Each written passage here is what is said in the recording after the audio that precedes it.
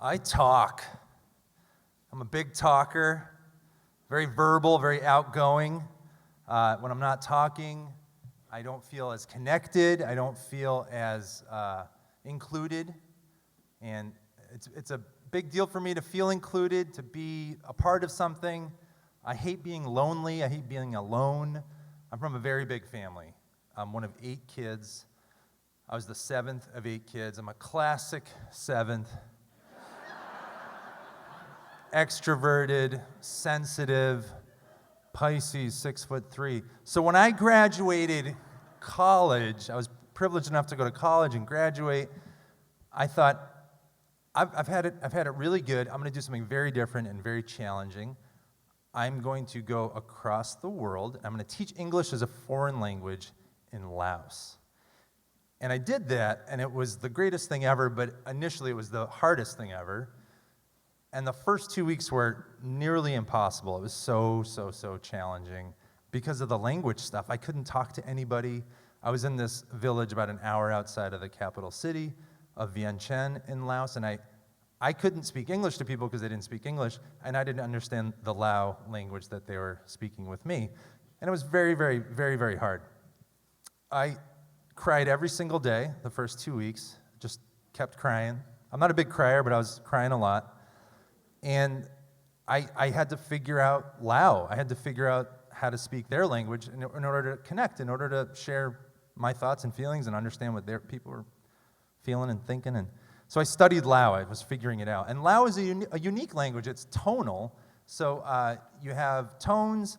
You don't have an American English. You also have, they do the subject first and then a possessive pronoun or possessive adjective after the subject. So like, instead of saying my glasses, you would say glasses my or glasses me. Just a little Lao lesson. And so these are the little things I had to learn and figure out and practice and study. And it was so hard. It was so hard for me.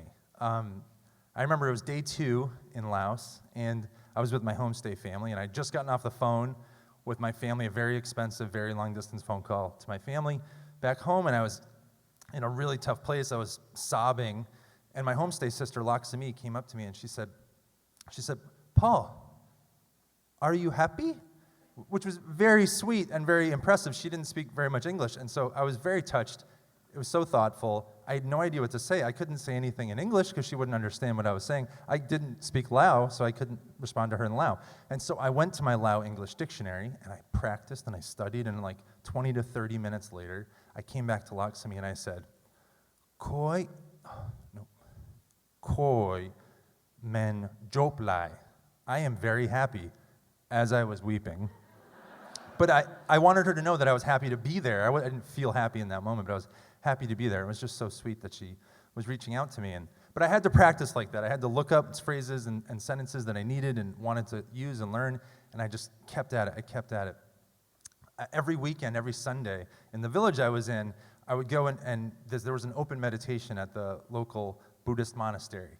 And I'd go and I'd weasel my way in amongst all the monks, and I would sit down, and I was so big and so American, and I would practice Lao saying koi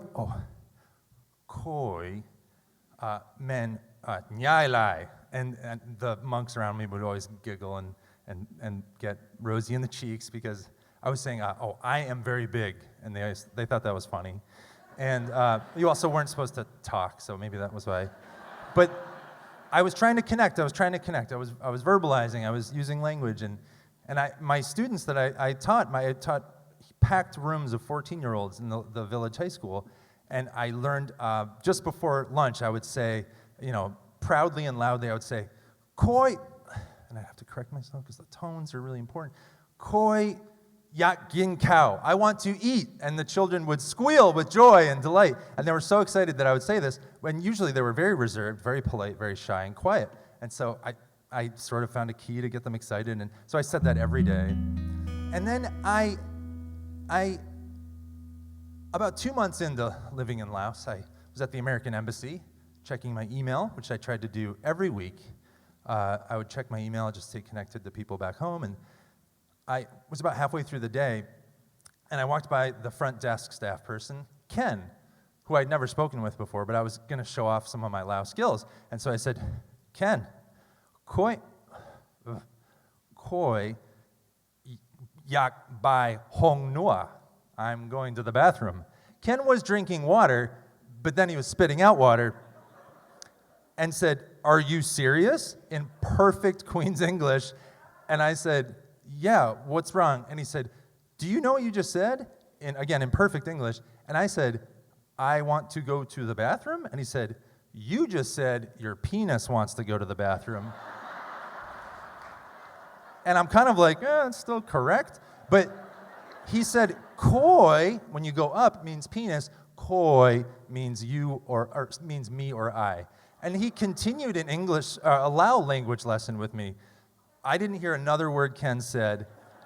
My ears were ringing, and it was like a bomb had exploded, and I was just sort of having these flashbacks wash over me of all the conversations I'd been having with all of the people in Laos for 2 months, these beautiful, quiet, peaceful, thoughtful, kind people. And I remembered the monks when I would weasel my way into the monastery and said, oh, sorry, my penis is very big. I remembered the conversations with all of the 14-year-old children who were usually very reserved and quiet when I would announce before lunch, my penis is hungry! And I remembered Laksami when she approached me and was checking in with me and seeing if I was okay. And I told her through sobs, through soaking wet cheeks and hands, my penis is happy.